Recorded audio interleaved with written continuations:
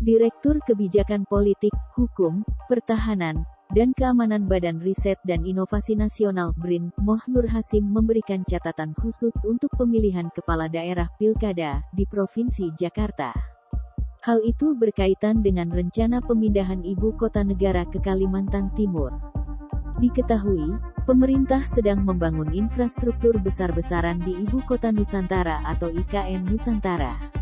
Catatan khusus saya untuk Jakarta di mana dia hanya memiliki perwakilan di level provinsi, kabupaten kotanya tidak ada, ucap Hasim sapaannya dalam Netgrid Podcast berebut kursi parlemen melalui penataan dapil dan alokasi kursi, Rabu, tanggal 26 Oktober tahun 2022, dilansir dari tribunnews.com. Meskipun sudah diatur dalam Undang-Undang Pemilu tentang Provinsi Jakarta, pemindahan ibu kota otomatis membuat status khusus kota metropolitan tersebut akan berubah. Bila ibu kotanya pindah, maka dia harus ada representasi di kabupaten kota berarti ada pemilih, urainya.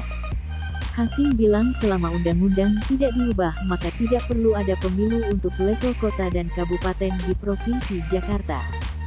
Tetapi, lanjutnya, hal ini akan menimbulkan efek ketidakadilan di masa mendatang. Jakarta kan nanti bisa menuntun, loh kok provinsi yang lain ada pemilu untuk kota matia dan kabupaten, mereka punya ada pilkada wali kota dan bupati, tukasnya. Mantan Komisioner Komisi Pemilihan Umum KPU, Hadar Nafis Gumai menilai kemungkinan itu bisa saja terjadi. Namun demikian tentu tidak mudah karena harus ada pembentukan prinsip daerah pemilihan yang harus dipenuhi, termasuk landasan hukum. Sementara ini landasan hukumnya belum berubah terkait DKI misalnya, ini posisinya masih ibu kota, kemudian apakah kota matiannya akan punya DPRD atau tidak, kata Hadar. Diketahui, Mahkamah Konstitusi (MK) memutuskan Pilkada DKI Jakarta yang harus dilaksanakan 2 putaran sesuai UU 29/2007 tentang DKI Jakarta. MK mencontohkan alasan kekhususan pemerintahan DKI Jakarta yaitu tidak memiliki DPRD kota kabupaten. Selain itu, gubernur juga berhak menunjuk langsung wali kota. MK menilai DKI Jakarta adalah daerah provinsi yang memiliki banyak sekali aspek dan kondisi bersifat khusus yang berbeda dengan daerah lainnya sehingga memerlukan pengaturan bersifat khusus.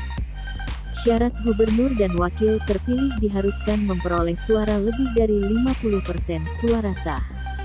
Apabila tidak ada yang mencapainya maka dilaksanakan pemilihan putaran kedua adalah kekhususan yang masih dalam ruang lingkup dan tidak bertentangan dengan konstitusi.